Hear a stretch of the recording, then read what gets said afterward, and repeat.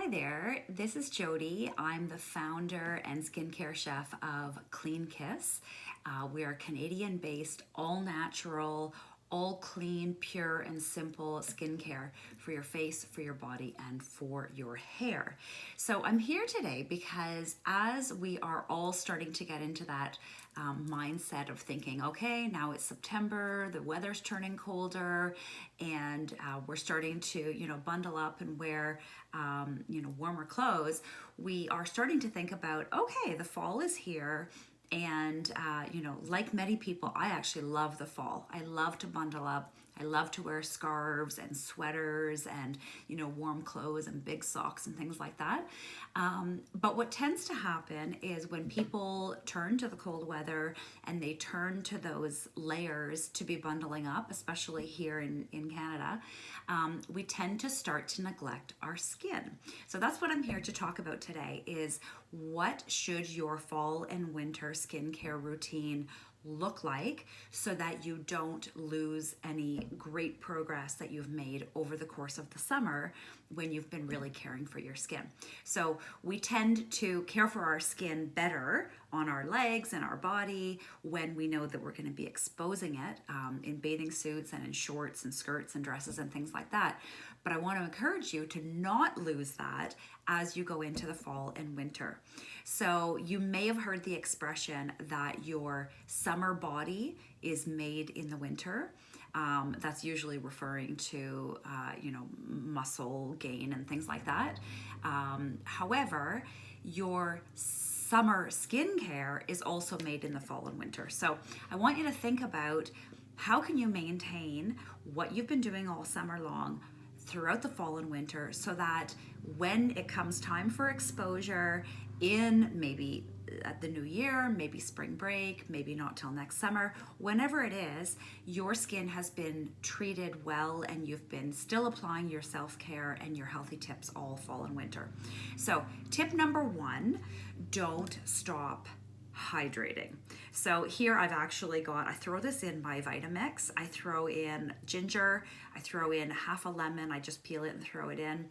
I throw in some fresh stevia leaf and also some peppermint from my garden.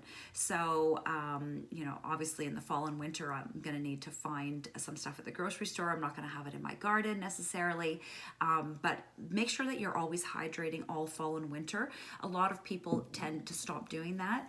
If water is not your thing, then find a really nice herbal tea or something that you can sip on, or soda water. Stay away from juices and pop and things like that, or even coffee, which I love, but it does dehydrate our skin.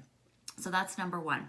Number two, all fall and winter, you do want to make sure that you're still exfoliating. So I have this really cute little dry brush that I wanted to show you. So you might already have a larger dry brush for your body. This one is great because it's actually for your face and your body. So dry brushing is really important because what it does is it actually removes all the dead skin cells that's on the top layer of your skin, thereby allowing moisture to be able to penetrate your skin and to keep you healthy and moist and supple. You don't want to get all dried out and look like a little alligator, so you want to make sure that you're doing that. This is great also to use on your face, as I mentioned. So you can use it dry, so just in dry brush, and just use it in very small circular motions, very gently. Or I actually like to use it wet. So I wet it with warm water when I'm washing my face. I don't use it every night.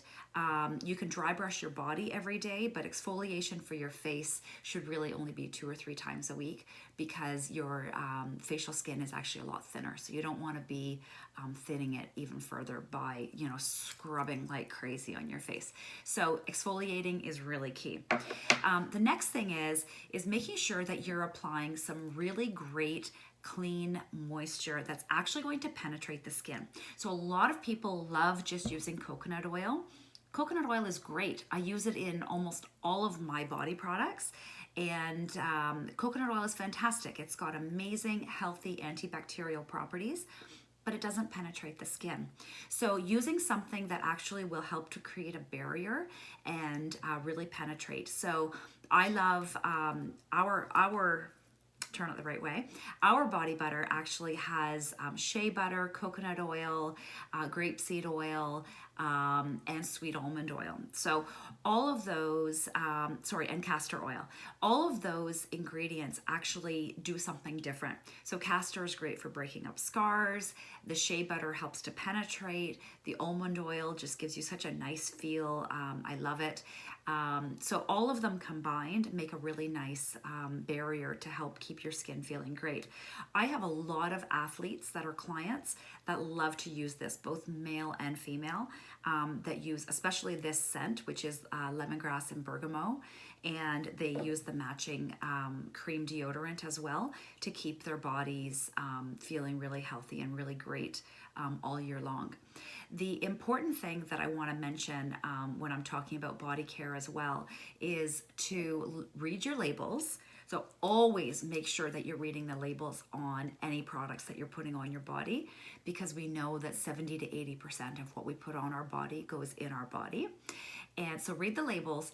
If you see that it says fragrance, I would suggest that you not use it, because fragrance has a lot of health properties that that actually work against creating good health. So for example, for me, when I use synthetic fragrance, it actually gives me headaches.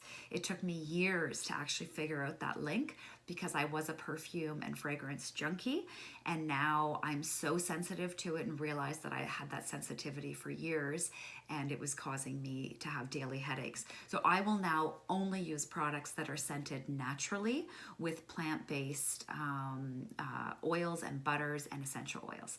So that's another important point that I wanted to make for you, to you rather. So the next one is hot showers. So when the weather turns cold, we want nothing more than to not only bundle up, but to also get into a really steaming hot shower. I would caution you against that because hot showers really dry out our skin. So it goes without saying that we don't want that to be happening. Yes, you're going to use some topical products to help combat that, but you don't need to be showering, and definitely, shower once a day. You don't need to be showering more than that. And if you can actually go longer and just do some touch-ups of the critical areas, then I would encourage you to do that, especially if you suffer from really dry skin or eczema, because you're only going to make it worse by showering very often. So I'm going to close out with just reminding you that if you want that really soft, beautiful summer and spring skin, what you do all fall and all winter is really critical. So keep that in mind. Don't ditch your healthy habits. Make sure you're looking after your skin as we get into this nice fall weather. Have a great day, everyone.